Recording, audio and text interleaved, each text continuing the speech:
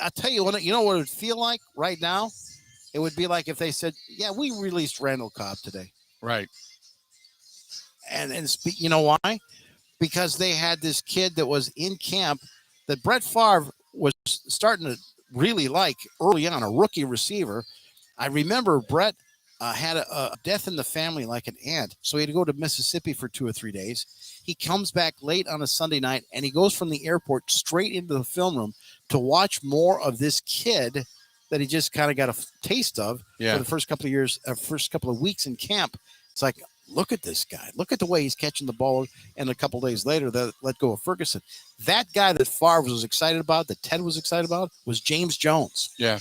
James Jones. Right. So, but this year and this camp, what Malik Taylor, here's a fifth or sixth guy that they released in camp, and that he's gone primarily because of the shoulder injury. But these days, Bill, the biggest decisions that they make are in March. I mean, when they decide to move on from Zadarius Smith, Billy Turner on the offensive line, Lucas Patrick on the offensive line, or Marquez Valdez-Scantling, if they know that they could move on from him. Right. His agent gets him some silly $30 million deal with the Kansas City Chiefs after Tyreek Hill gets, traded to the Dolphins. Mm-hmm. I think this team, and I think a lot of teams, are just better that they don't have those Mike Daniels stunners. Remember just a couple of years ago, first day of camp, Mike Daniels no longer a Green Bay Packer. Right. And then, of course, that explains the last 48 hours because they had just re-signed Dean Lowry. Yeah. And we wondered if maybe some of these defensive linemen, if they were good, they're going to do the same thing to Dean Lowry this year. Yeah. That wasn't the I case. didn't expect Dean Lowry to go anywhere. He had a pretty good season last year. Yeah. And unless they saw something that we didn't. He was hobbling around all through the offseason. Yeah.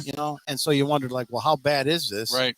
And are they going to cut him just like they did, Mike Daniels? They had a ton of injuries coming into camp. They had did. A lot of guys. They had a lot of guys off to the side. Yeah. Tanya was off. Bakhtiari was off. Elton Jenkins was off. Yeah. Dean Lowry was off. There was a lot of guys hobbling around. So, and the other thing is this, when you and I would talk about, well, Marquez Valdez-Scantling, he's up and down in terms of his catches, but boy, there's times where you could see the teams had to game plan for him because he's so fast. Right. And then they have to move the safety back there. And then I kept on saying to you, they got this Juwan Winfrey. And then we talked to Aaron Rodgers a couple times this summer, and he's like, don't count out 88. So he's like endorsing Juwan Winfrey. Right. And yesterday, Juwan Winfrey gets cut. And people are like, well, how's Aaron Rodgers going to react? I was just going to say that the question was because he had just praised Juwan Winfrey. Yeah.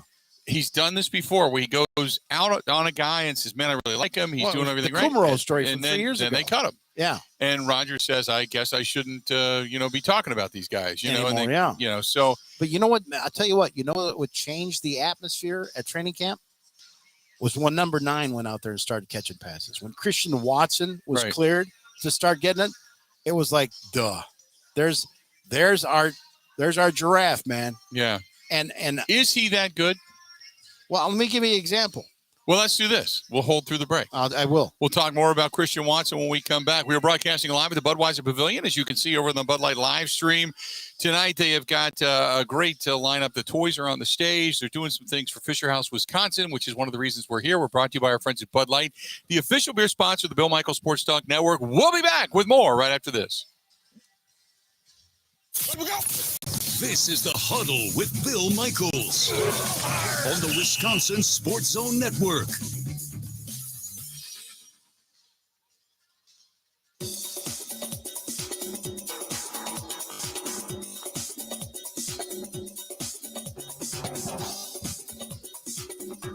Bill Michaels will resume in 5 minutes.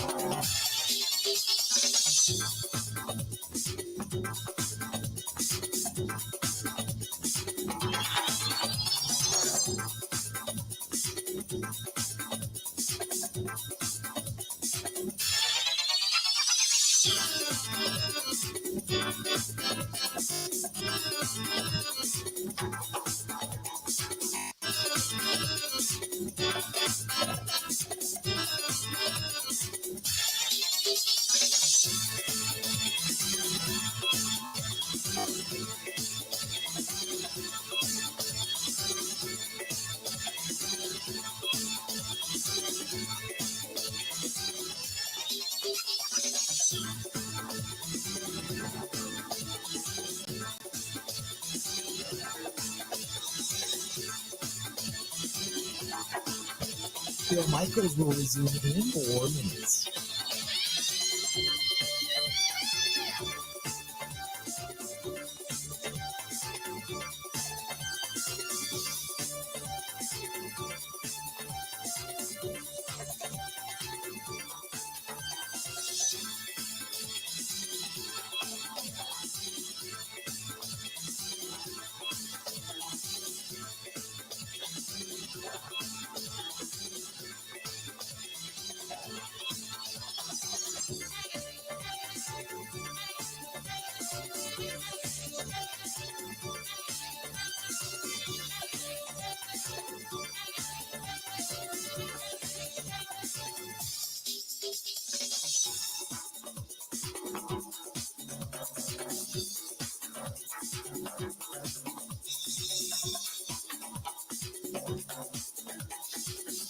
Bill Michaels will resume in 3 minutes.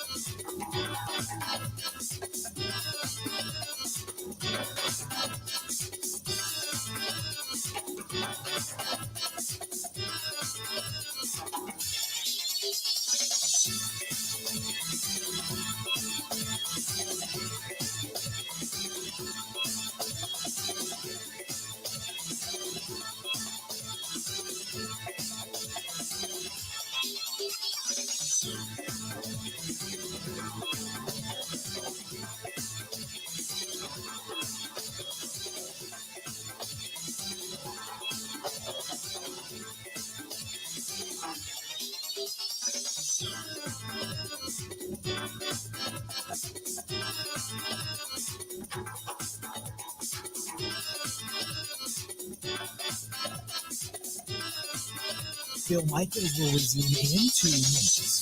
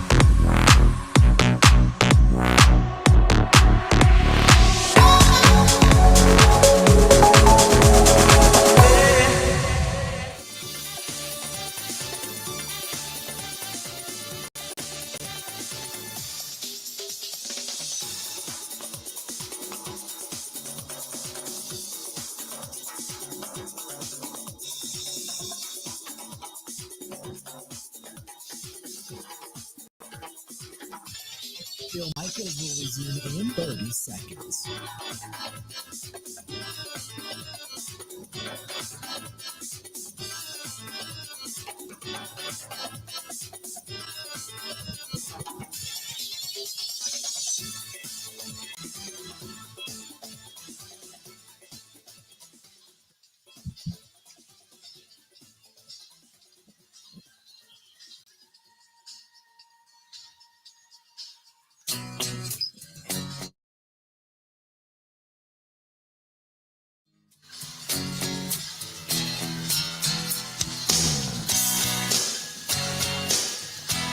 Welcome back. We are broadcasting live. We are here at the Wisconsin State Fairgrounds, the Bud Pavilion, as you watch it on the Bud Light live stream.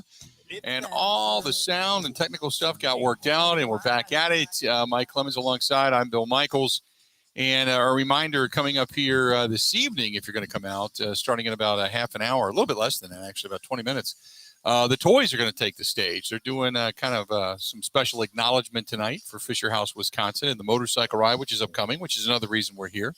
So thanks to everybody from and the staff and management here to the Wisconsin State Fair Park and at the Budweiser Pavilion. We certainly appreciate it. And thanks to all of them for, supporting Fisher House, Wisconsin. But doing the huddle, hanging out here tonight. Mike Clemens alongside. There's going to be a big crowd here tonight, and I already ran into some listeners too. This is perfect out here. People want to come out and see this show. Oh yeah, it's great. it's really good. If you're watching on the live stream, we've been kind of showing you some of the scenes. Now, where we're sitting, we are facing the Bud Pavilion. Behind us is the Cream Puff Pavilion. But you see now on the Bud Light live stream what we see in front of us, which just is a growing crowd. And they're expecting anywhere from 3,000 to 5,000 people here tonight, just because it's good weather and it's the last one of the season. And it's a great band. And it's a great band. Huge following. Toys have been around for a long time. Yeah. I think prior to my arrival in 1999. Oh, no. No? Yeah. The 80s, early 90s. They've been around a while. And tonight is the Toys Revisited. It's all the original band guys. Oh, really? Tonight. That's why they're calling it the Revisited. So tonight's the Toys and all the original guys are here. So and we're here, the originals, so to speak. So we were sitting here talking as we were going to break about a lot of the guys were injured, walking around, hobbling around and such. So wide receiver. And wide receiver. And we were talking about Christian Watson. So I wanted to get it back into Christian Watson was a guy that had the knee scoped and got a little bit of work done, cleaned it out, and then he got cleared to practice and came back.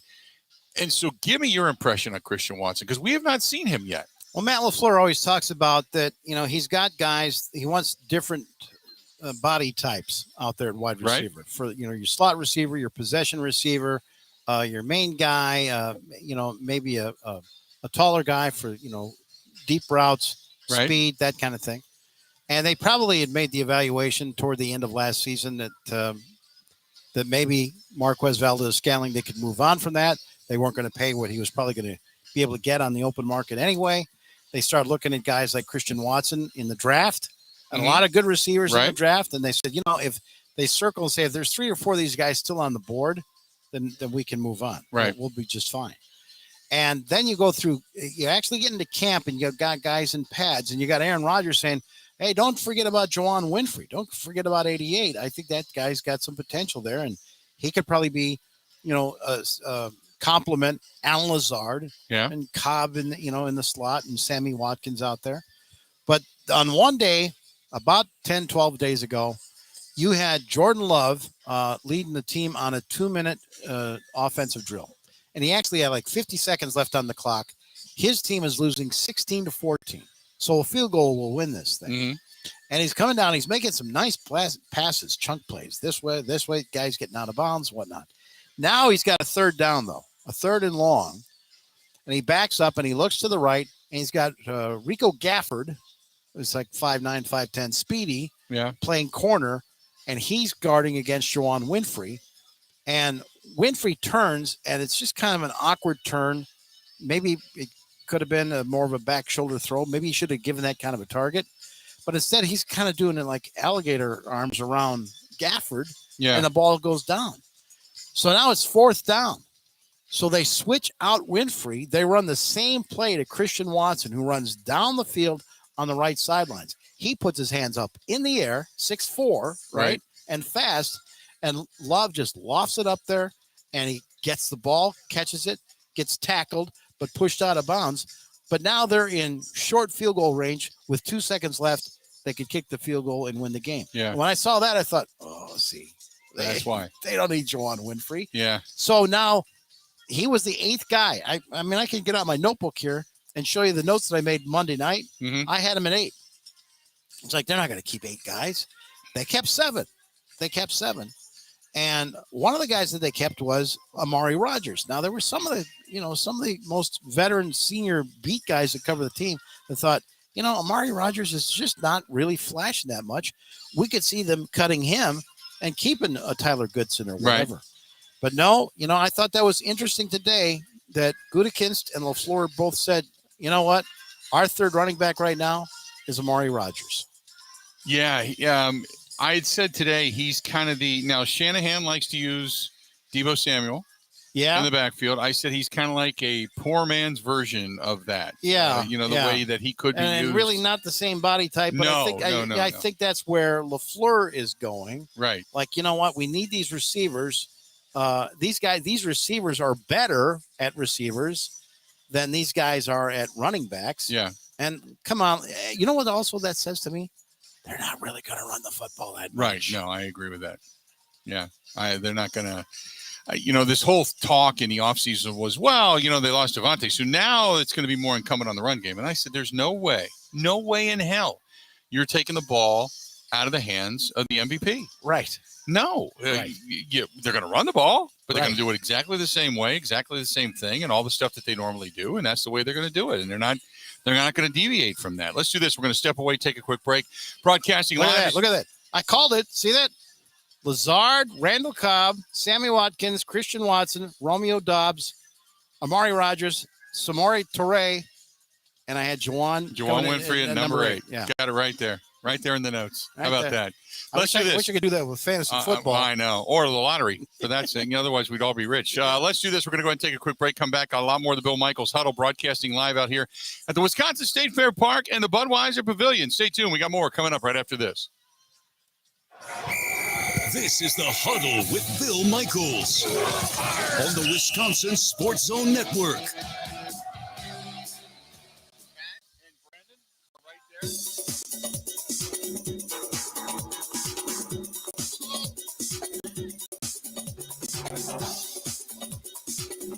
Bill Michaels will resume in 3 minutes.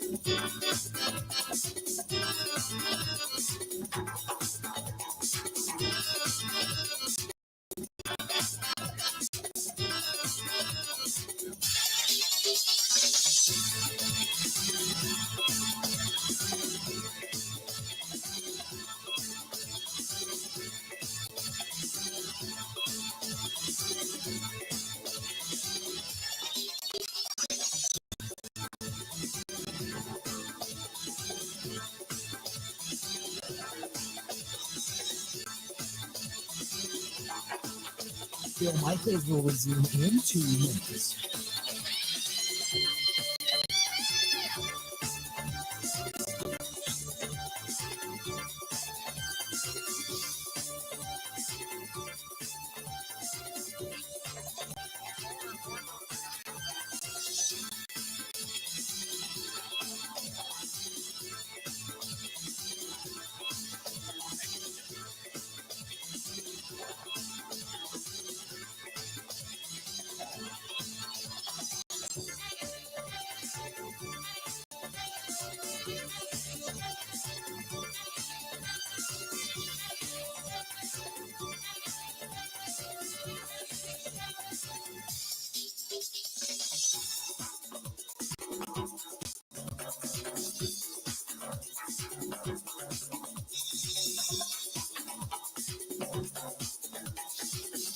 Bill Michaels will resume in 1 minute.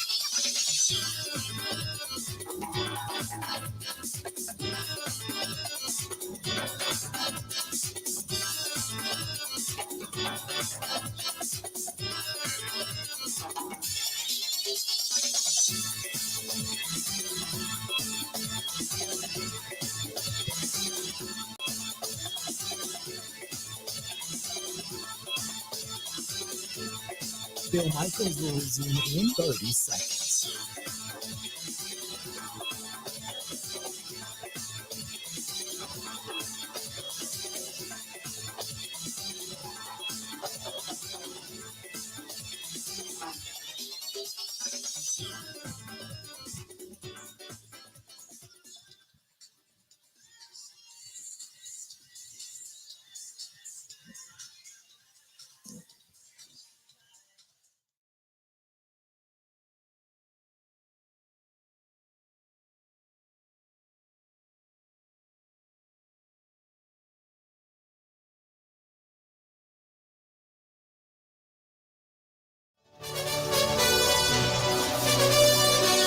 We are live. We are at the Wisconsin State Fair Park, just outside the Budweiser Pavilion. A big crowd on hand tonight. It's the final Wednesday night live of the season.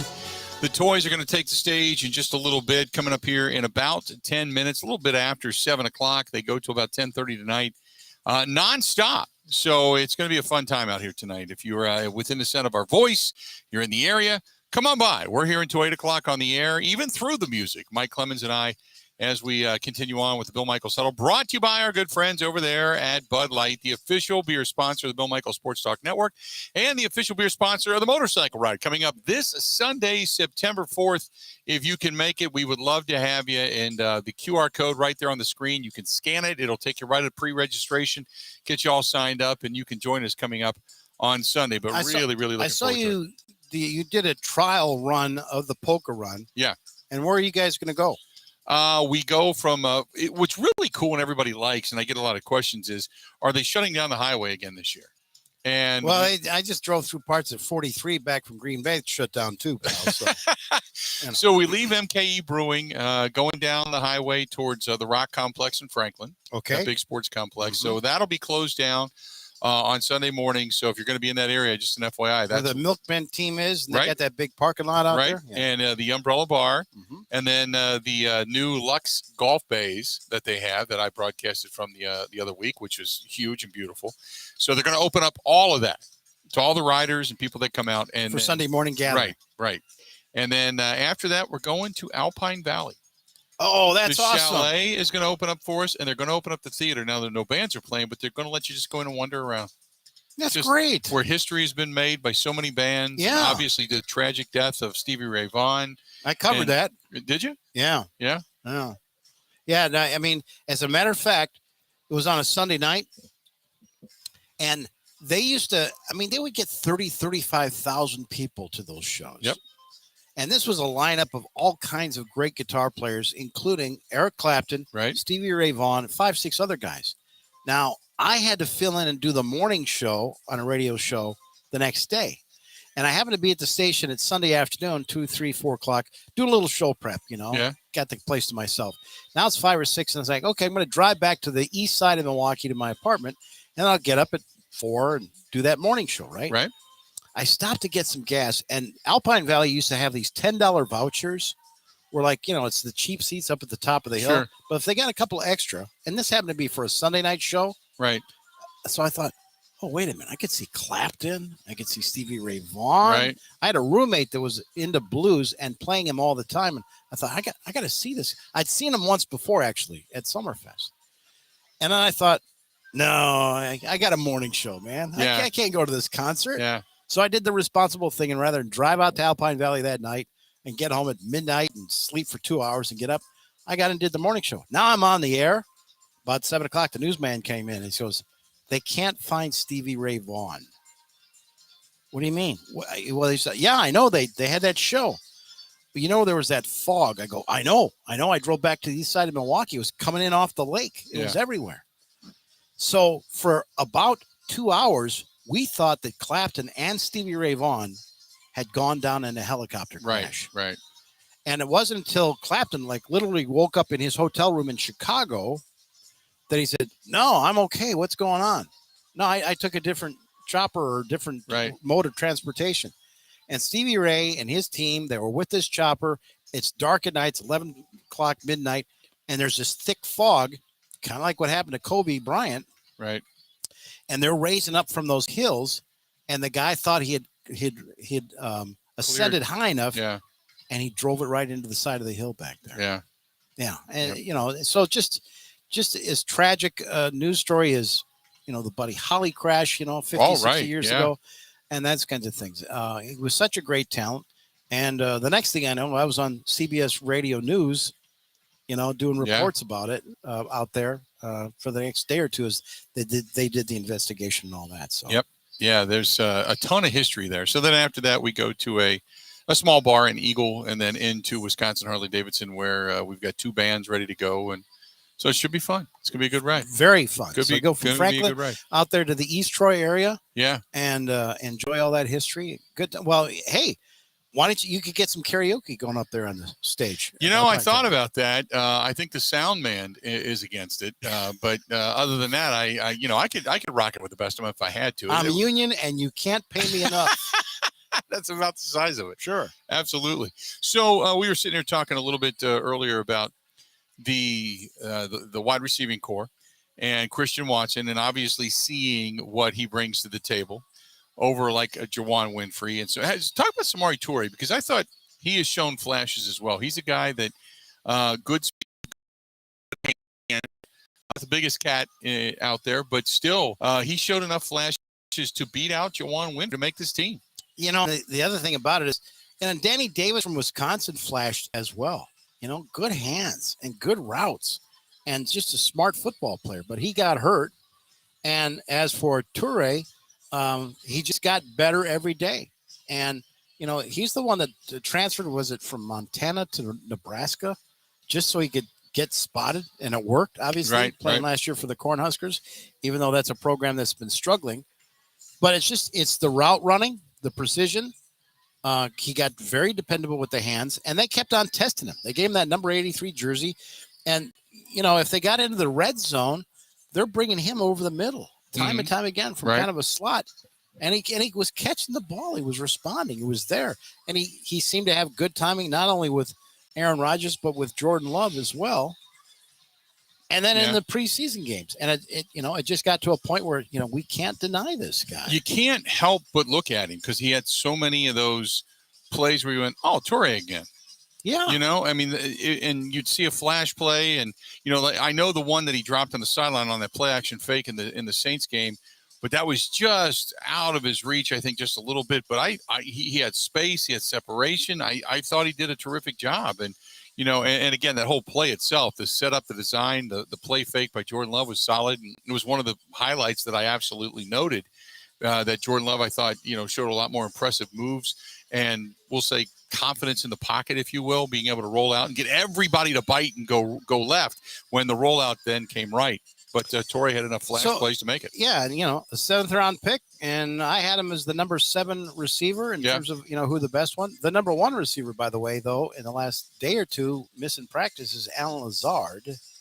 They haven't said exactly what's going on there. He was out there at practice today, doing just some light workouts. So we don't know if he messed up something in the last full practice they had in pads the other day or what. But he's not 100% right now. But he doesn't need to be until next week Monday when they. How did Sammy Watkins look? Sammy Watkins is an interesting story from a standpoint of he looks like the pro, like a 6-7 year pro, the way he catches it, the way he runs his routes. But he is so humble, Bill. You thought, oh yeah, Clemson, high draft pick, and all that. He's not. He's grateful to be here. He's in awe of being here. He's so concerned about getting injured again. He's kind of to the point where he's a little bit paranoid and talks a lot about it. Yeah. And sort of has to pace himself. But nobody wants to succeed. No one wants to try harder. No one has also he goes on and on. It's unsolicited. It's not like this is what he said when he was at the Ravens or the Chiefs or those other teams, although he did like his time with the Chiefs. He can't get over how guys like Randall Cobb come up and say, hey, come on over here. Right. We've got a card game going on over here. Or come over here. I want to meet some guys. He can't. And Kenny Clark says, we just do that here. Guys don't sit alone. We incorporate guys. Yeah. And you need to be a part of us if you're going to be around here because everybody's watching. Yeah. That team thing goes on all throughout the workday. We're going to take a quick break and then come back after the top of the hour. 1 hour down, 1 hour yet to go. And I want to talk a little bit further about Sammy Watkins and some of the guys we have not seen because they're starters and such are not playing. 30 guys not dressing and not playing in these preseason contests. But if you're watching on the Bud Light live stream, thank you. We are broadcasting live at the Bud Pavilion at the Wisconsin State Fair Park. It went from about 14, 15, 20 people to hundreds and hundreds of people, and it continues to we continue to watch them pour in. and dressed in everything from fine dresses to motorcycle leathers to shorts and a T-shirt. It doesn't matter. It's a great and a beautiful night out here weather-wise. We are brought to you by Bud Light. They're the official beer sponsor of the Bill Michaels Sports Talk Network. 1 hour down, 1 hour yet to go. The toys about to take the stage here at the Wisconsin State Fair Park at the Budweiser Pavilion. We'll be back. Don't go anywhere. We're going to talk a little bit about some of the starters we have not seen coming up next on the Bill Michaels Show.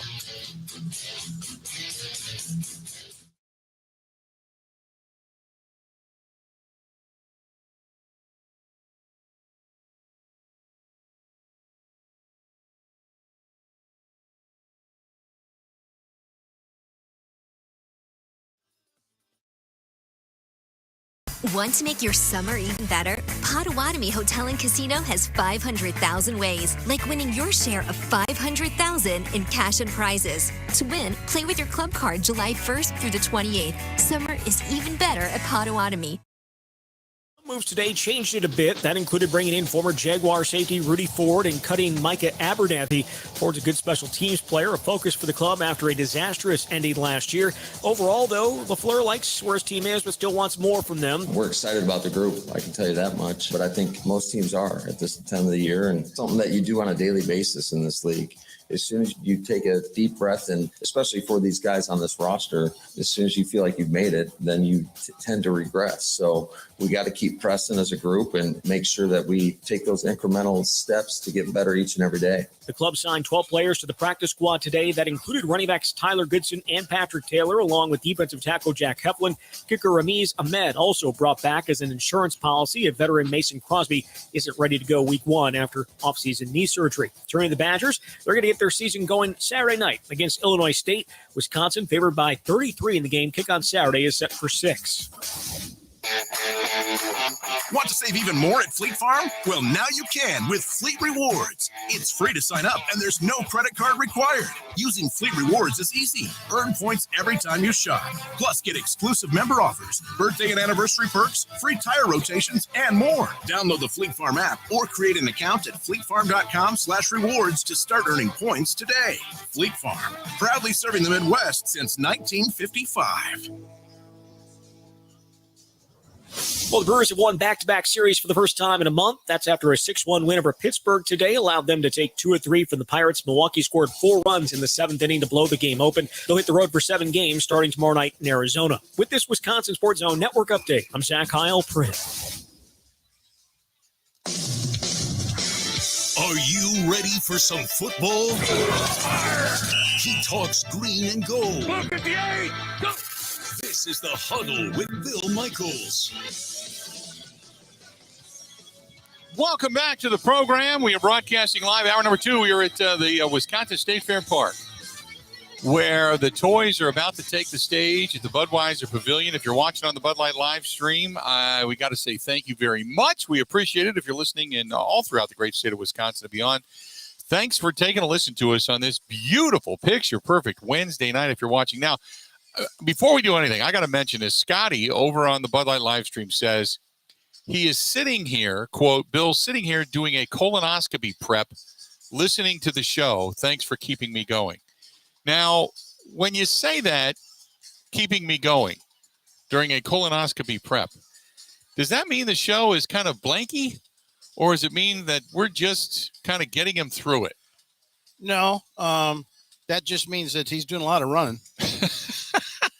When the time has come. Don't wear good underwear because there could be some seepage and stuff.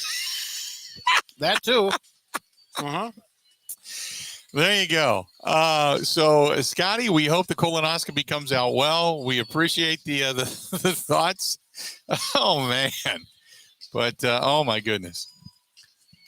Just he drank some stuff that's, he said, kind of fruity, actually. To put you under for that, thankfully. Yeah. But that's a good nap. Yeah, that's, Dr. Jellyfinger is one who I try to avoid. Yes, thank you very much. I'm not going to say anymore. Okay. So let's go over to the defensive front. You had talked a little bit about some of the guys, Jack Heflin, Chris Slayton, both of those guys no longer. Jonathan Ford is. This is what Gutekunst had to say about why he cut those guys to keep the rookie, Jonathan Ford.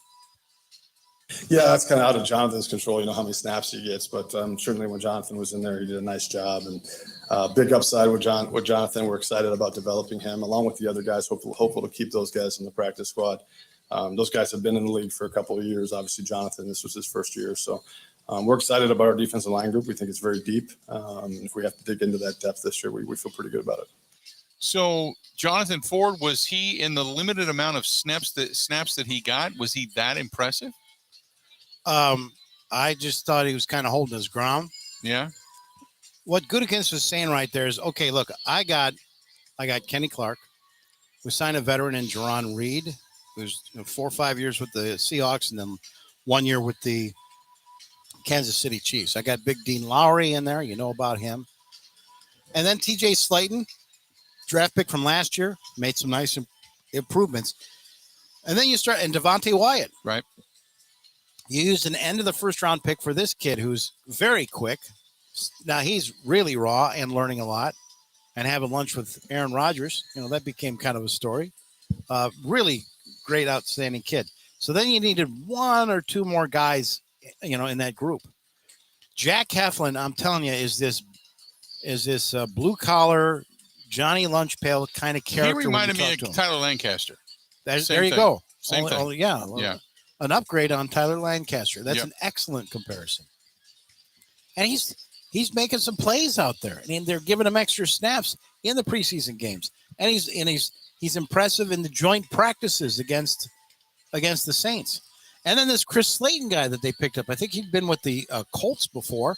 He starts flashing in the last 2 weeks of camp and in the games as well. So he asked the Gutekunst, hey, if you break down these preseason snaps, these guys are looking great, and you're 7th-round pick out of Miami, who's friends with Jonathan Garvin, Right. your outside linebacker. Right. How did he beat these two guys? And Gutekunst says, you guys aren't counting the 3 years of work we put on this guy. Mm-hmm. We've got interviews, we got college film, we've got data, what's going on in the meetings, we've got how his strength, all those kinds of things. And I thought it was really interesting. What did he call it? Gutekunst had a term for it today. He called it trimming back the back end of the roster. Was that it? He said, we've always done this. This is as long as I've been in Green Bay. So that goes back to Ron Wolf and then even Ted Thompson. He said, we trim back the end of the roster. Mm-hmm. Which means we want to get a look. We know about Jonathan Ford. That's why we drafted him. We don't have that much information about a Jack Heflin, even though he played in 4 games for us last year, or this Chris Slayton that we brought in from Indianapolis. And so that's why they're using those precious snaps in the games to get all the data they can on those guys. This is what Goody had to say about trimming that back end exactly. From the time I've started working here, we've tried to trim the back end of the roster as much as we can, and take a look at guys. I think that's really, really important. So when I think I started, there was maybe 8 practice squad guys, maybe when I started, maybe even less. Now we have 16, so there's probably more opportunities to do that, So I think we're constantly looking to take a look at players, see how they fit within our culture, within our team, and try to get better. So there's Brian Gutekunst talking about exactly what you were saying. And he got him. He Yeah. got Heflin and Chris Slayton to sign this afternoon to the practice squad. And those 2 guys are 2 sprained ankles away from getting in the game. Yeah. Yep. As he stated, obviously you want to put the best 53 out and then have a practice squad that's capable of filling in. But I think, it's imperative this year because I don't want to say they're top heavy, but I kind of feel like they're top heavy. They've got a lot of guys on the all 22 and starting both sides of the ball that are really good. I mean, there's not a lot of weaknesses until you get into the depth. And when we talked about a little weak sauce when it comes to backing up these 3 really good defensive backs you got with Jair Alexander and you got Eric Stokes on the other corner, and now you got Rasul Douglas playing in the nickel. Not a lot of backup there, not a lot of backup at safety. So, but on the other hand, if you can keep 6 or 7 guys, you can have 5, 6 guys active on Sunday. Yeah. And that Joe Barry can rotate those guys and keep them in fresh. Yeah. that that quarterback's going to have a long day. Yep. Just an FYI, the voice you hear in the back is Josh Quinn. He is not only the lead singer of the Cheap Shots, but he also runs as the MC here and a lot of the production here, and talking a little bit about the motorcycle ride. But that's the voice that you hear as he gets ready to introduce the toys who are about to take the stage. For those of you that are wondering, we're broadcasting live at the State Fair Park and the Budweiser Pavilion for the last night of Wednesday Night Live, brought to you right by the historic Milwaukee Mile. Yeah, I know. They had a little bit of racing there this year. They had ARCA races, 2 of them. Yeah. It's just a shame that whole deal got killed. I distinctly remember working at home one night, listening to your show back at the old place, and you breaking the story about the nonsense that was going on. Yeah, that was losing some of the. You talk racing. about covering news. It was the weird thing about the Milwaukee Mile was the bidding process for the renovation, the bill for the renovation. Yeah, who got saddled with the bill for the renovation, the actual. We'll say the bids that came in, and there was the rumors and innuendos of a lot of shenanigans going on. Yeah. And there were people that wanted to promote races that genuinely loved racing. There were people that wanted to promote themselves. There were people that wanted to garner money, people that wanted to pay money. It was one of those things where I remember that night distinctly, and I talked about it. And as I left, I got a call from somebody in the state who said, "You need to stop talking about this." So I knew I was on the right track, and so all the information that I had received at the time was pretty much true. It was true. And I gave it to a couple of news people, and the story just died, much like the Milwaukee Mile. It went away. So they're introducing us right now over here on the stage for people turning around waving to us, which is kind of nice. Great. It's kind of cool. So anyway, I digress. It's just for me, you come to Milwaukee and start to, taking classes and going to college and whatnot. And then Memorial Day weekend, you're watching the Indy 500. And the very next weekend, I'm interning for one of the TV stations. I got a press pass, and I'm there in the pits. And there go the Andretti's. Yeah. There's Paul Newman walking by because Newman Haas, that team is there. Well, a pocket full of spaghetti sauce, too. You kind of recognize him in that. There was a trail. Yeah, there was a trail. Yeah. Yeah, no doubt. But, it was the Rex Mays 150 that they called it back then. Joe Baker? Jim Baker. No. Jim Baker. No, Jim Baker was the evangelist who got caught with the hooker. Yeah. Yeah. That's a whole different story, Mike. Anyway, a great radio guy that was doing the announcing and all that. And I mean, Jack Baker, how could we lose that? Right. How could we lose that? I mean, this state supported that. And the Indy cars that came here, the racers loved coming here. Yep. They really It was did. a challenging track and still is. And even years later, we're talking to Danica Patrick when she's here. Well, it was funny because the guy that I used to work with was Phil Cianciola, who was really into racing. Right. Great news guy. And called me up and said, "Hey, we're going to go over and interview this driver in the Indy Lights series. They're pretty good, up and comer. We'll see, but has some money backing, So I walk in and I'm looking at it right now. The upstairs of the tower on the Tommy Thompson Center over there. And we go into this upper conference room, and in walks this tiny little girl. Yeah. And her name was Danica Patrick. And she was feisty and loved to talk racing and the whole thing. And within a year, suddenly she was running IndyCar. So it was interesting to see some of these people come up in this series. So Well, never say never. Maybe they'll figure out a way to get it back. I'd love to see racing come back. I know they have some upgrades to do, but I'd love to see racing come back. No doubt. Toys are getting ready to take the stage here at the Wisconsin State Fair Park in the Budweiser Pavilion. If you're watching on the Bud Light live stream, we appreciate it. If you're listening throughout, thank you so much.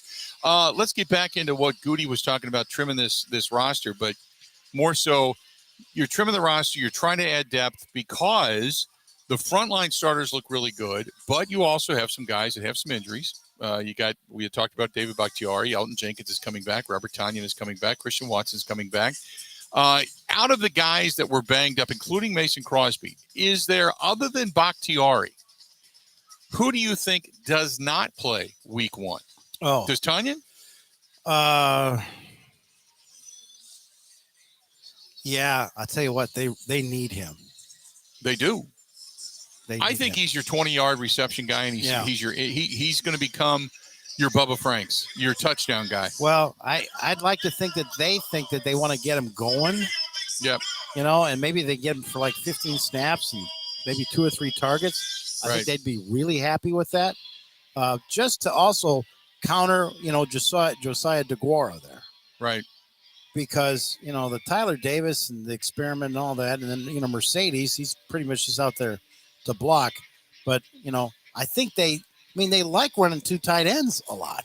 And they don't have that right now Right. in terms of, receiving plays, reception plays. So, yeah, I could see that happening. But from where I see Tunyon, probably Right. most likely. I don't think they need to do that at right tackle for Elton Jenkins. I think they feel pretty good about the line they got right now. But, you're going against Danielle Hunter and Zadarius Smith. Right. For rush gestures. That was going to be my Edge next rushers. question. And my next question is, because Josh Nyman did yeoman's work last year. Yeah. Fantastic. So if he has to fill in for Bakhtiari, I'm good with that. And he knows all about Zadarius. And so last year, because of the line issues, they had to keep Mercedes Lewis in. They had to keep tight ends in. This year, if you get back to full strength, that changes things offensively for this team and the play calling capability for Matt LaFleur. And you can get that misdirection stuff going. Right. Going back and forth. Right. Which worked so good against them 2 or 3 years ago when DeGore was a rookie. Right. In that first game up there in Minnesota. Yeah. I don't see Bakhtiari playing. I don't see Elton Jenkins playing. I think they need Tunyon out there. They need Mason Crosby at some point. I have not asked the question if Pat O'Donnell, the punter, can kick off too. Probably can. Yeah. To be in the league this long. But maybe they're looking at something like that. Like, just use Mason Crosby for points, not for kickoffs. Right. Let's do this. We're going to step away, take a quick break. You've got the toys taking the stage. Mike Clemens alongside. I'm Bill Michael. A whole lot going on out here at the Wisconsin State Fair Park in the Budweiser Pavilion. We'll be back coming up right after this. This is the Huddle with Bill Michaels on the Wisconsin Sports Zone Network.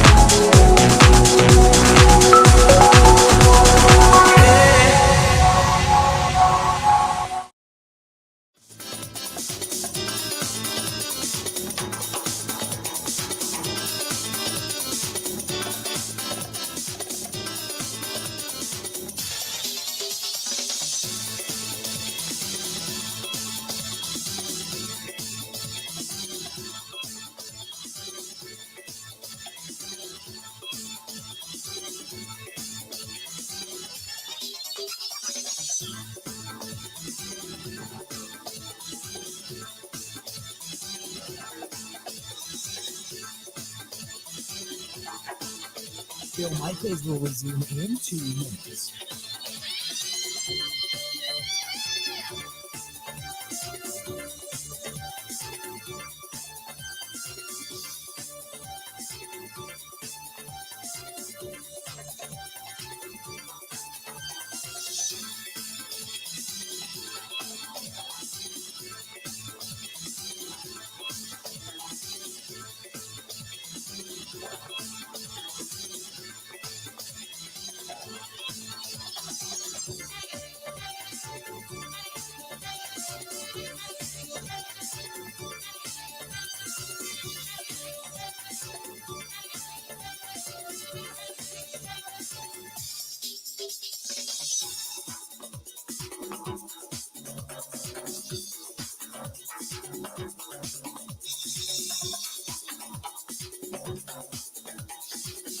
Bill Michaels will resume in 1 minute.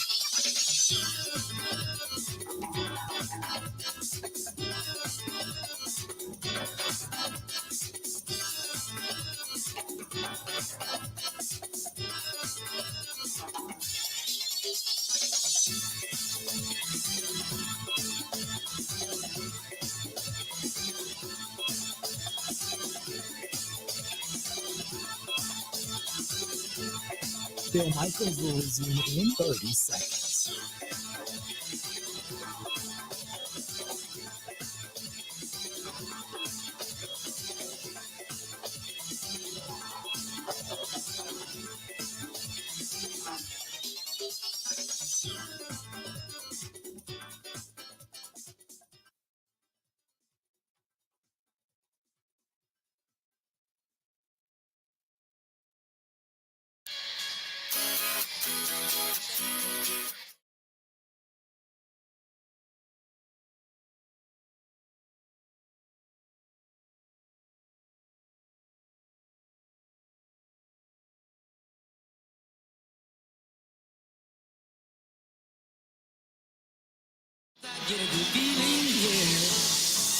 Welcome back. It is rocking here. The toys have taken the stage. We are broadcasting live at the Bud Pavilion inside the Wisconsin State Fair Park.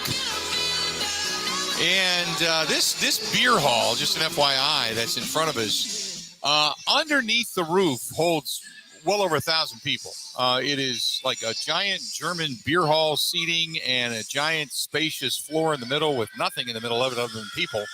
And the Goose Island Ale House, when that expanded and opened and adding a couple hundred people, about 300 people over there, just underneath the roof, they can handle over 1,000 people, almost 2, as a matter of fact. So you're looking live right now at the Bud Pavilion where, it's not the biggest crowd yet that I've ever seen, but it's growing.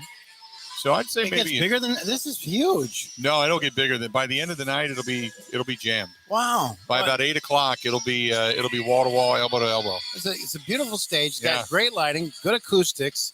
You got food and beer to the left and right, and then not only have you got seats, but you got people standing. They get people up there that are dancing. But you can sit back here on the grass underneath these trees, watching the sun go down. I mean, it's perfect out here tonight. It's perfect. Thank you for asking me to come on down. No, it's a beautiful night, no doubt. So sitting here with Mike Clemens, by the way, for those that don't know, the voice that you hear alongside, we are Packer Boy is here. Yeah, there you go. So being in camp that many days, because people ask, all the stuff that I got going on, I'm doing the show, we're on the road, and we're traveling all over. In the meantime, you're pretty much entrenched in Green Bay. Yeah. And how has it been this year as compared to last and the years prior? Because we're done with COVID now. There's no restrictions. Yeah, the things that I bring up and I talk about, or I do stories of, or I call you at 9 or 10 o'clock at night and say, Bill, they're going to do this. Right. Let's lean this way on the show. I think this is what's going to happen. And my spidey senses are a little messed up, and I think part of it is because. To do what I do, I get up about 6:30 or 7. I go over and see what any of the newspapers are talking about. Then I go over, and sometimes you bump into people, over and around the facility. But then, we have these press conferences, and, we take down notes of things you see in practice, things that you think about just in, and maybe looking at pictures or whatever.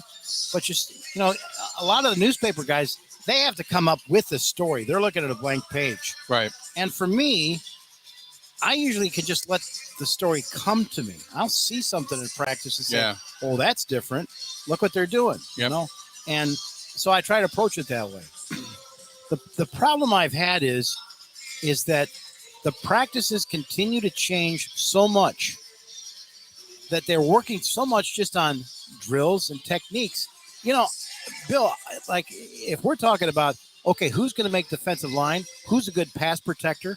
Who's going to be the 5th or 6th, 7th offensive lineman that they can use? I'm used to saying, hey, for 2 or 3 times now, we saw these guys go. I got to see, Zach Tom one-on-one, the rookie, one-on-one with Rashawn Gary. Yeah. And how was his pass protection? Right. They only ran those one-on-ones once. Really? And it's not like, and we get in, we do the press conferences in the morning. We go over to the Ray Nitschke Field. There's about 1,500 to 2,000 fans that are in the stands watching. There's a bunch of people that are on the sidelines. We're kind of weaving behind, and they start doing practice. Now, McCarthy started doing this, and LaFleur did this a little bit and maybe he'll do it during regular season. The teams first, they'll do like 14 periods, 14 quarters, if you will, right, of a practice. And the first one will be inside the Hudson Center with the doors closed, and you can't see what's going on. And I thought that maybe that was plays or strategy. You know what they're doing is intense conditioning. They start out the day running gassers. Yeah. Matt LaFleur had talked about that after family night, that they weren't in shape. Yeah. And he wasn't happy about it. And so I would get there to the practice field early just to kind of snoop around, see what's going on. Right. And you know, you kind of put your ear to the door a little bit, and you keep on hearing the whistles going, you know, and that's because they're making these guys running shuttles, they're back and forth, right, up, downs, whatever. That's how they were starting out practice, which also tells you, you know, how the game has changed. You can't do 2-a-days anymore. You're not out there for 3-4 hours a day. You're out there for 90 minutes, 2 hours, and you're trying to make it seem like it's live. Like, you got to know the playbook. We're going to run a play. And Matt LaFleur, you know, when you see what other teams in the league are doing, or even if you can watch Hard Knocks, you know, Dan Campbell's got guys out there live tackling. He's got old-fashioned Oklahoma drills and guys smacking each other, right? Right. Matt LaFleur is like, run the play, run the play, run the play, run the play, run the play. It's 11 on 11. And then a couple of drills to work on your technique, and then we'll get some water and go back and run the play, run the play, run the play. That's what he does when they're on the grass. The rest of the day is to get into your head with these meetings all throughout the afternoon, show you the tape of what you did when you ran the play, and coach them that way. The problem with that is, for me, is I'm trying to get information on who's the fastest, who can cover who's the best blocker, who's the best pass rusher, those kinds of physical questions. Then we get into the locker room, and it's funny because the stories end up being like, you know, hey, look, Christian Watson's talking today. You know, is he going to come back? Right. And then you turn around and it's like, I haven't talked to Preston Smith in 4 weeks. Yeah. Has he even been in here? Because you're so, you know, focused on talking to the story of the day, which tends to be these younger players. Yeah. And what role they're going to play. You don't have enough time in the day where you can go and talk to a veteran and say, hey, come on, you know, what's really going on? Yeah. You know, what are you guys really talking? Right. How's this new outside linebackers coach you got? You Yeah. know? And so, and then it goes by really fast. It's 21 practices and you're out the door. And then another thing that has changed, you know, there's like 25 coaches on that staff now, including the strength and conditioning guys. There's a coach for like every 2 players out there. Yeah, there's just looking at the staff that came out for the game against the Saints. It's like you couldn't tell with all the plain dressed people. You couldn't tell. It looked like 75 people on the sideline that were just hanging out security between the players and the coaches. Staff. Yeah. So it was during joint practices, and I'm walking over to the Hinkle field, which is the field that they let the visitors practice on, the New Orleans Saints. I'm walking down the sidewalk, and there's 5 guys that look like that show was called Entourage. It was on HBO years ago.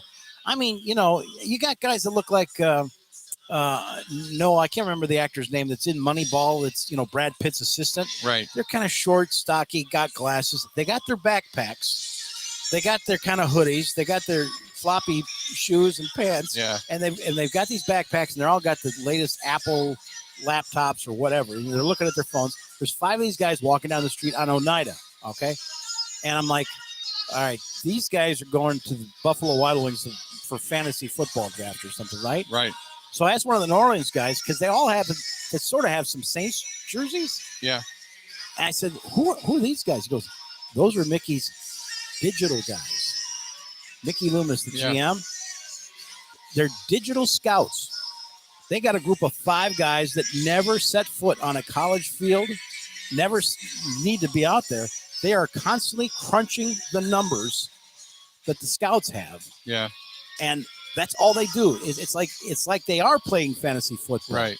And it's just, it gets more and more corporate that way. Yeah. You know, to the point where you're just saying, can we just line up and hit heads for a while? You know, it's funny because can you take your Guardian caps off and knock each other around. As you sit there and talk about it, and I get it, there's analytics that have to be looked at, and percentages and such, but it's kind of like when we were talking about baseball the other day. There is so much about launch angle and exit velocities, and you start to look at all this stuff, and then you finally look and you go, you know what? Nobody in the league is hitting over 300 right now, and 300 is an old stat. But oh, by the way, hitting is down, power is down. Some of the home runs are up because of the grip it and rip it mentality, but nobody's on.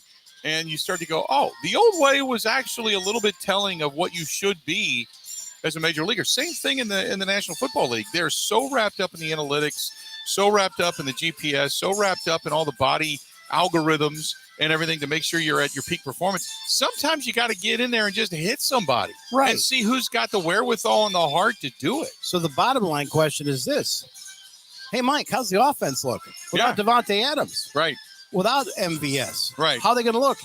And my answer to you is, I don't know. Because it's Aaron Rodgers out there to Romeo Dobbs. It's Aaron Rodgers out there to Sammy Watkins, trying to get him going after the first couple of weeks. It's a whole Christian. We got him. It's Aaron Rodgers throwing to Juwan Winfrey. It's all these reps with Tyler Goodson and Patrick Taylor. And I can't tell you what they're really going to do with Aaron Jones this year. And because all those guys, they're not only resting during the preseason, they're taking a few snaps to get started. But I haven't seen that drive with the first team. And there's Aaron Rodgers. Okay, here's his choices. Sammy Watkins. He's got Randall Cobb. He's got Lazard on the outside. He's got Tanya. I can count on one hand how many times that's happened just because of either injuries, because Cobb was out a couple of weeks with a foot injury, right, or Sammy Watkins to start out with a hamstring, or just like what Gutekunst said in this show earlier this hour, we're trying to trim back the end of the roster and get these snaps and as much information on these young guys as we can while we have the opportunity and while we form our roster. And now, of course, that flips because they got 10 days to get the ones together and say, right, let's get ready for Minnesota. Let's do this. We are broadcasting live at the Wisconsin State Fairgrounds in the Bud Pavilion. As you see over there on the Bud Light live stream, the toys are on the stage. They just took the stage about 15, 20 minutes ago. Crowd continues to grow. Great night out here, and also supporting Fisher House, Wisconsin, the motorcycle ride coming up this Sunday, which leaves MKE Brewing at 11 o'clock. But if you haven't been a part of it, please, please, please join us. And you can see right there on the Bud Light live stream the QR code. We'll put that up for you. So if you want to scan it, you go ahead and get registered. Otherwise, go to FisherHouseWI.org, FisherHouseWI.org, and go to the events page.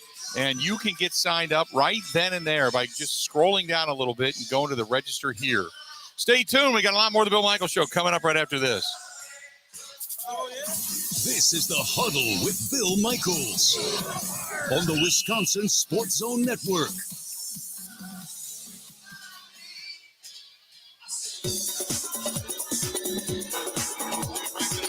Okay, sir.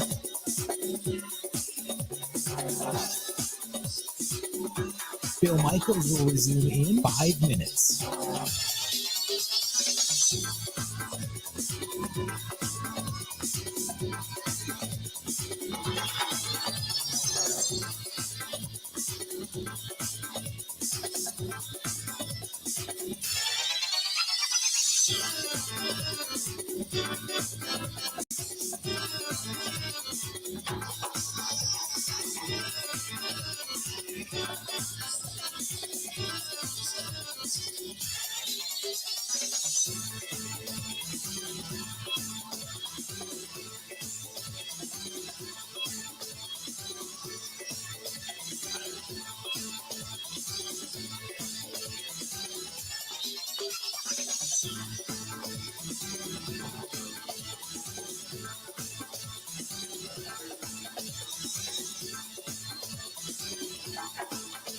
Bill Michaels will resume in 4 minutes.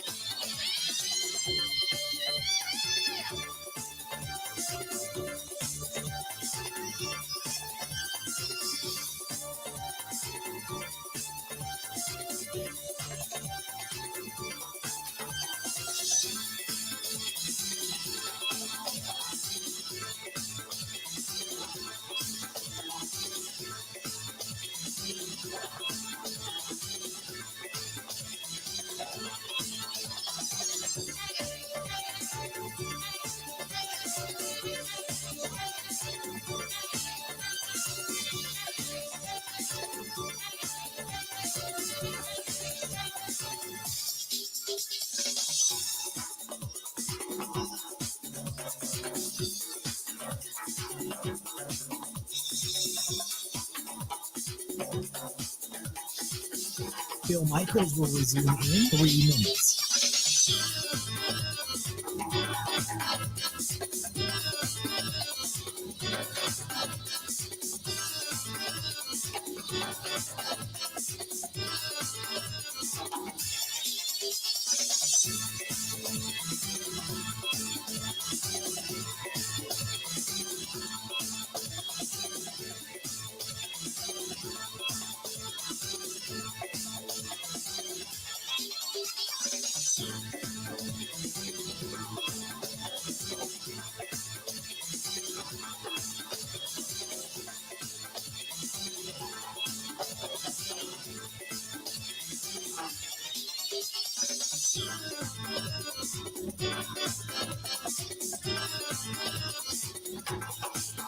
Stacy, the one that was here earlier, he's gotten older.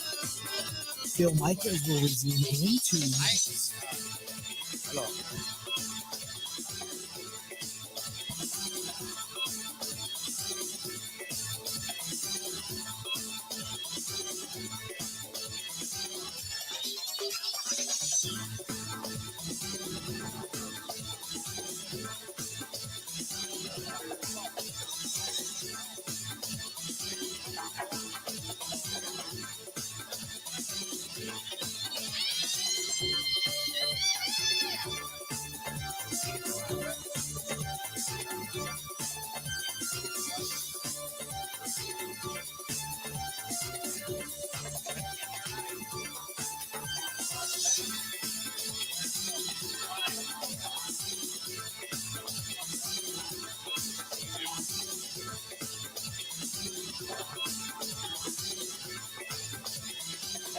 Bill Michaels will resume in 1 minute.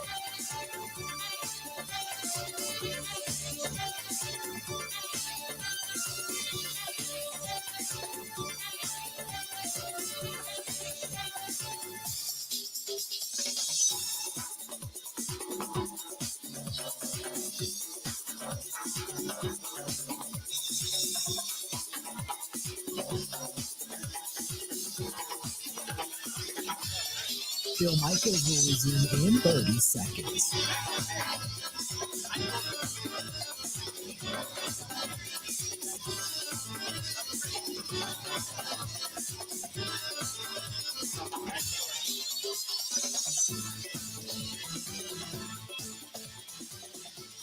they do that? Do they watch kids go by and they look at you and they're like, how did he do that? Right?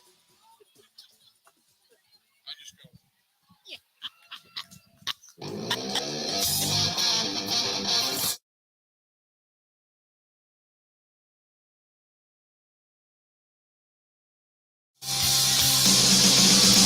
Welcome back. We are broadcasting live. We are here at the Wisconsin State Fair Park, the Budweiser Pavilion. Thanks for joining us tonight. We certainly appreciate it. As if you're on the Bud Light live stream viewing it, you're watching.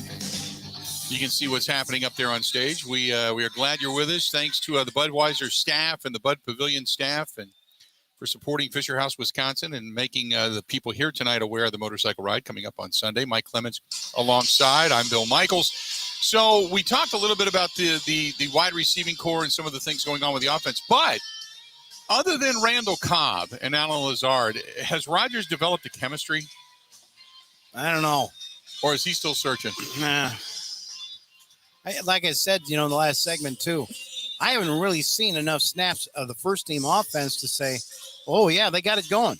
Yeah. And I can only think of a handful of drives in the 2-minute drill where I also thought that they were letting the defense, play some football a little bit beyond thud, but Right. 75% contact where you could see, okay, Rodgers has got this going. And so that's why also, Aaron Rodgers not being whiny. He's just telling you Right. what the coaches aren't saying. Like, we're not there. And these guys need to pick it up because, half of my wide receiver core are rookies, Right. or first or second year guys. I got these 3 vets, in Lazard and Cobb. And Lazard's not that old. No. Lazard, Cobb, and Watkins.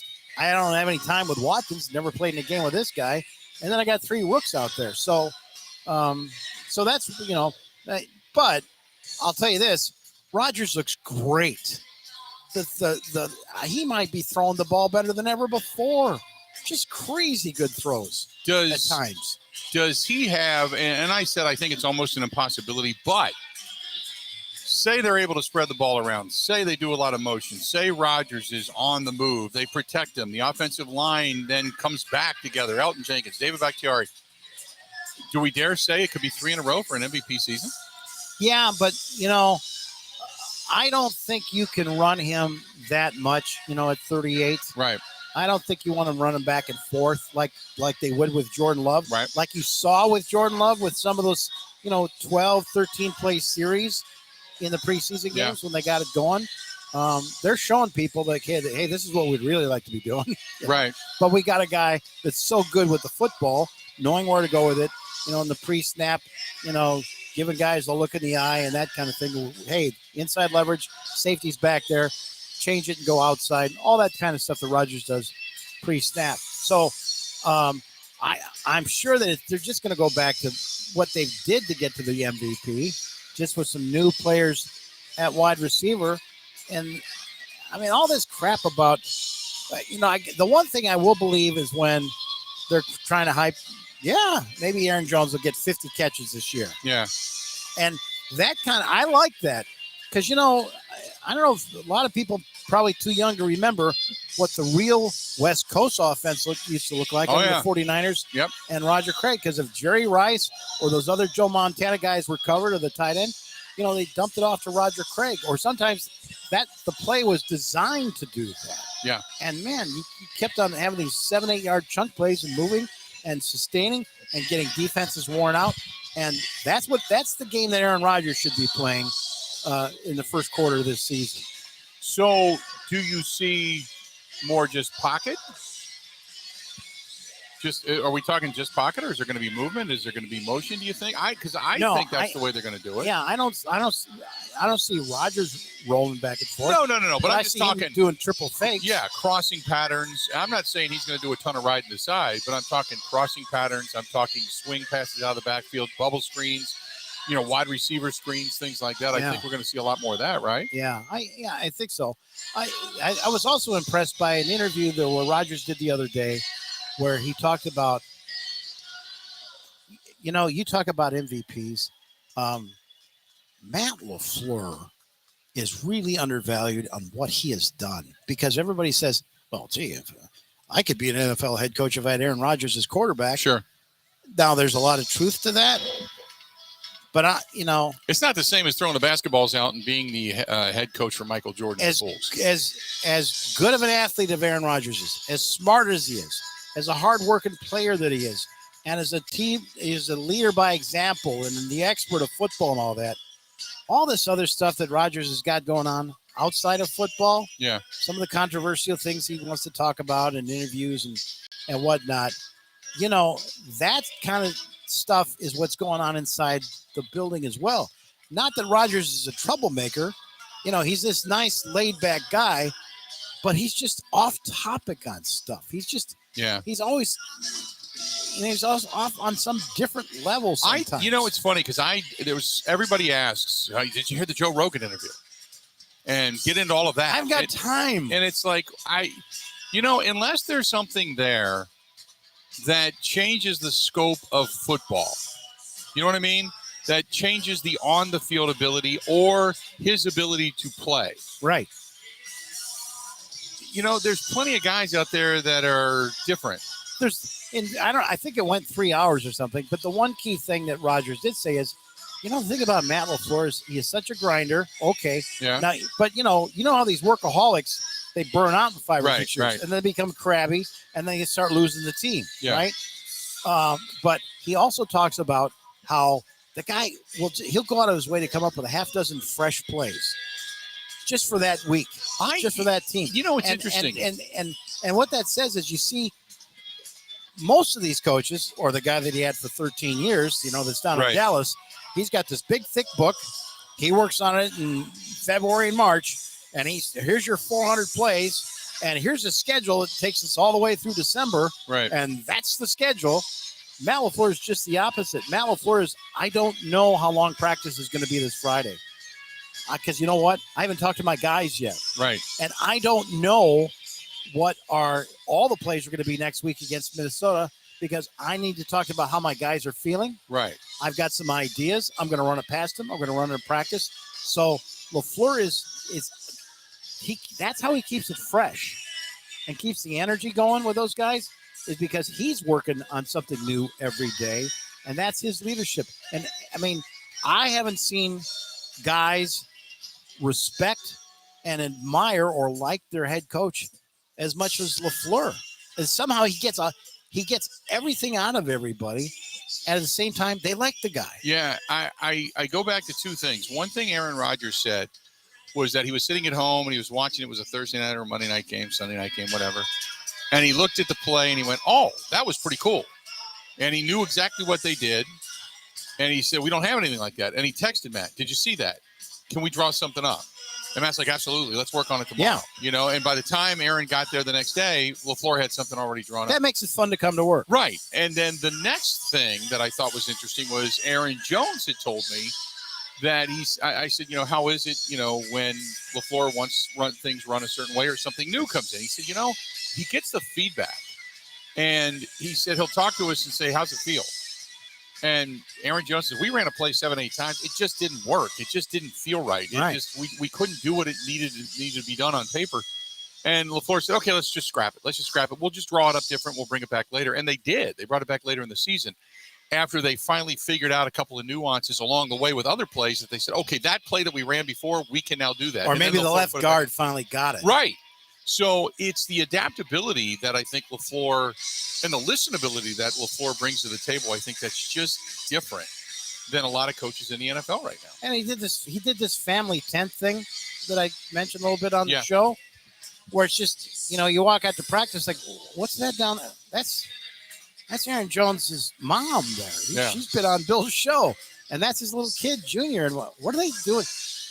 And it's like, okay, occasionally a family comes, but some of these families are out there every day. And they got a tent, they got some water, they got some picnic tables, and they can sit under the sun.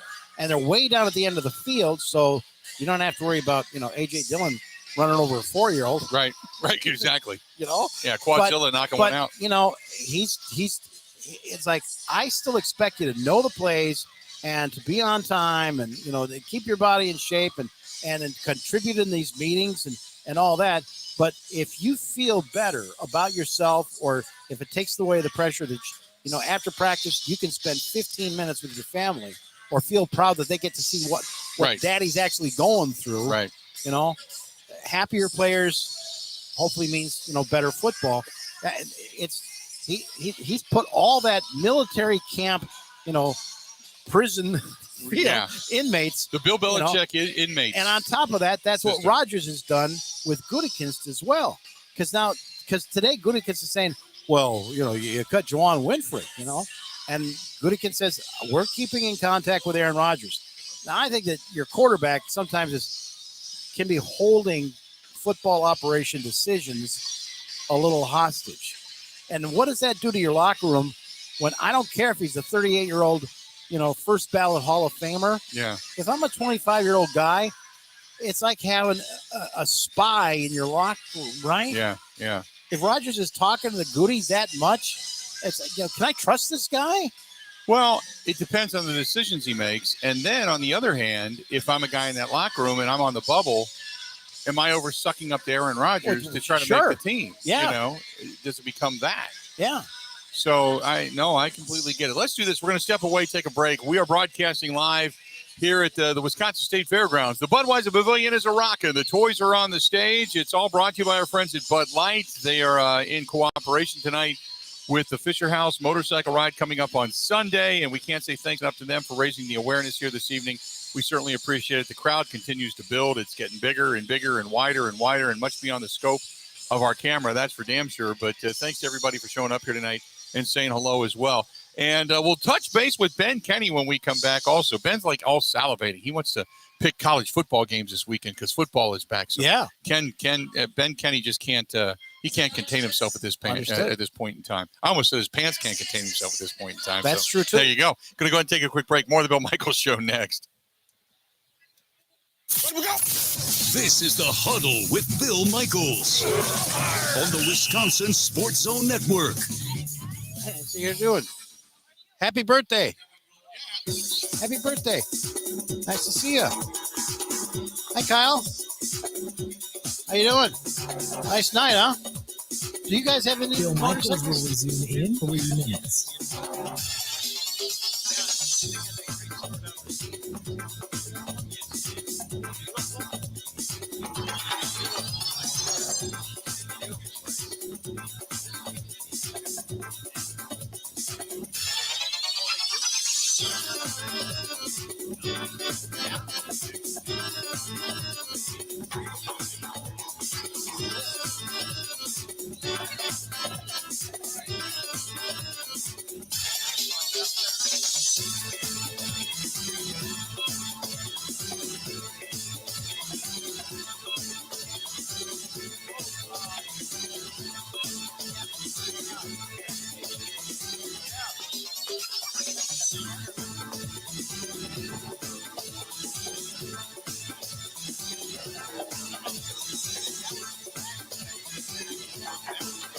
Bill Michaels will resume in 2 minutes.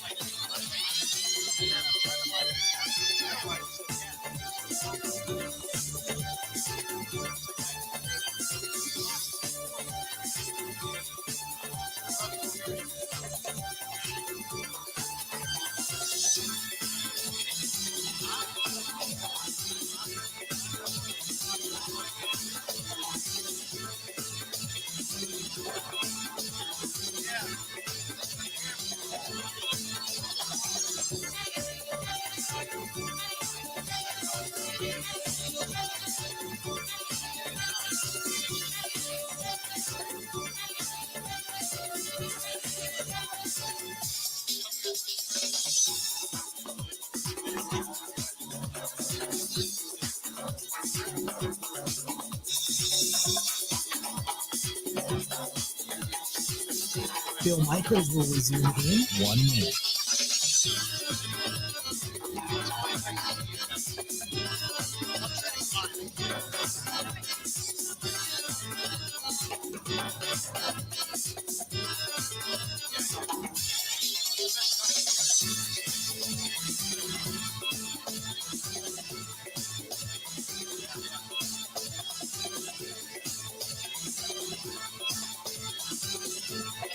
Bill Michaels will resume in 30 seconds.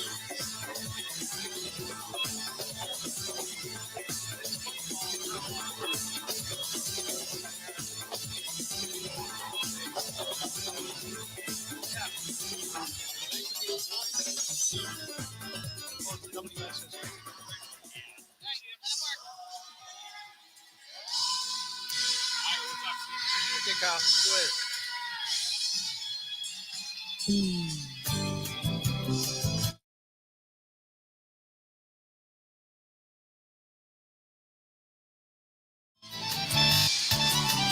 Welcome back.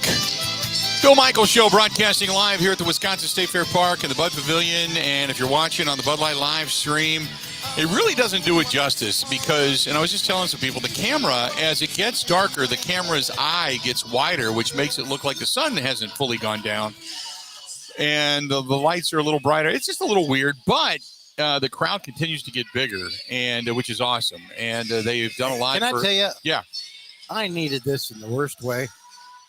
If you, I don't even know if I can show it. I don't know if we can see it. There it is. Okay, so on us, above us, where Mike and I are, is a tree with all these tree lights. Yeah.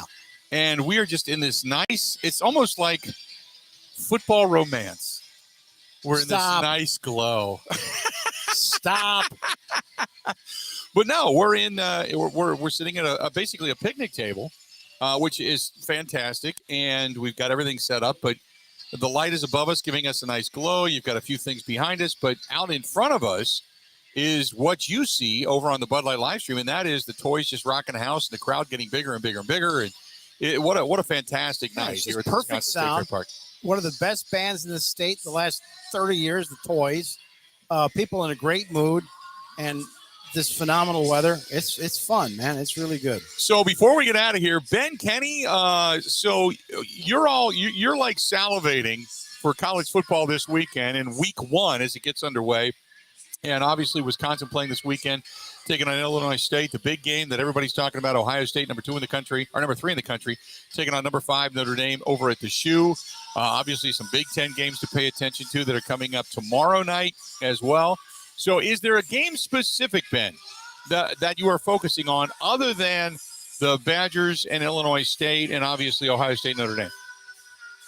Well, first and foremost, it's hard for me to sleep these days, but I wanted to get Mike's take on Iowa, South Dakota State, whether he has a lean there. Iowa minus 15.5, Mike. You're nuts, aren't you? You're kidding me. You are kidding me. I will say this one thing. Here's what I do know. The backup kid to Graham Mertz that got hurt and had to have the surgery. Chase Wolf? Yeah. For the batch. What's with the panic? My kid, Miles Burkett from Franklin, I actually went and saw him play in person last year. Well, because it helps. I know his dad. Yeah, well, there you go. But that kid, man, the last time I saw a kid like that in high school around in Wisconsin, I said, that guy's going to be playing for the Badgers, if not the NFL someday, was John Clay. Yeah. I mean, at quarterback, nothing fazed him. Nothing fazed him. So, you guys, you Badger guys, don't get so upset because Miles Burkett's going to be a pretty good quarterback. Does it make you feel better, Ben? A bit. He's a true freshman. He'll get there. He did look up to Russell Wilson in high school or in grade school. So the comp is there. He's athletic. But no, I think I'm in love with the sheet. Maybe this is just week 1 of a college football semi-gambler, brain talking. But Penn State, Purdue on Thursday should be a terrific one. Penn State 3.5-point favorites. Are you rooting for Purdue in that one, though? No, I may or may not have said over the air that there's no chance in the world Purdue wins the Big Ten West. So I kind of need them to lose. Okay. Have you ever heard Zach and Ben when they do their show and all that? Hey, they're kind of football snobs. True freshmen. What is that, man? Yeah. Give the kid a break. Yeah, it's Wisconsin. Yeah, I know. There you go. True football snobs. There you go. The experience here has been nothing short of fantastic. We have loved every minute of it. It is a picture-perfect night. Still cool. Not even cool to the point where you need a jacket or anything. It's just still and nice and probably about 74, 75 degrees. And it's perfect. Thanks to the staff and management of our friends over there at the Budweiser Pavilion. Thanks to our friends at Bud Light. All the support that we received here tonight from our friends over at Fisher House, Wisconsin, and all of the riders and all of the people here that are making notes, that are making donations and such. But it's been one hell of a night. And again, if you want to find out more information about the motorcycle ride coming up on this Sunday, kickstands up at 11 a.m. We start to open up the registration at 8 a.m. And Fox 6 is going to be down there covering it. There's going to be breakfast foods and beverages and such. Yes, the brewery and such, all that whole area is going to be open for us. The rooftop patio, everything. So come on by. But you can go to fisherhousewi.org. That is fisherhousewi.org, and go to the events page and find the big unit ride, and then just scroll down. You'll see a little link underneath it that says register here. It's a weird week for me. Yeah? I'm so used to Labor Day weekend. They cut down to 53 on Saturday, same guy. Yeah. And then the Labor Day, you're talking about the new roster. Here we are. Labor Day is this coming weekend. There's no games in the NFL. They got that bye week before they start the 17-week season. So, I don't know. I may have to go out and buy a motorcycle and join you guys. I got nothing to do. I'd like to see that. Right. I'd like to see that. You in a helmet, leathers, assless chaps. You're good to go. Yeah, sure. Yeah. give you my take on Iowa State's program. Right. Yeah. And by the way, no, Mike, go ahead, South Dakota State, Iowa plays at 11 on Saturday. I think I have something for you to do. Yeah. He's got some scroll work for you to do. I'm sure you're gonna enjoy. There's the lights. They finally kicked the lights on in the Bud Pavilion up above. So it's all lit up now. It's a terrific night. Thanks to everybody for being a part of the program. The Buckeyes coming up 17-point favorites against Notre Dame. Notre Dame's all pissed off, so there's going to be – and by the way, Josh Quinn, who was doing this work on the stage a little while ago, a Notre Dame alum, hates Ohio State. So we've had quite a few words back and forth today as well, so that's been a lot of fun. Good stuff, man. Did you have fun? I did. I'm going to go have some more fun right now. This is awesome. We're going to go ahead and take a break and go over and do a little imbibing and tearing down the equipment and then enjoy ourselves. And we'll be back at it again tomorrow. Don't forget, tomorrow's broadcast will come to you live from our friends over there at Wisconsin Harley-Davidson. Looking forward to it out in Oconomo Walk. This has been the Bill Michaels Huddle, broadcasting live at the Bud Pavilion at Wisconsin State Fair Park. Time for us to go. Have a great night.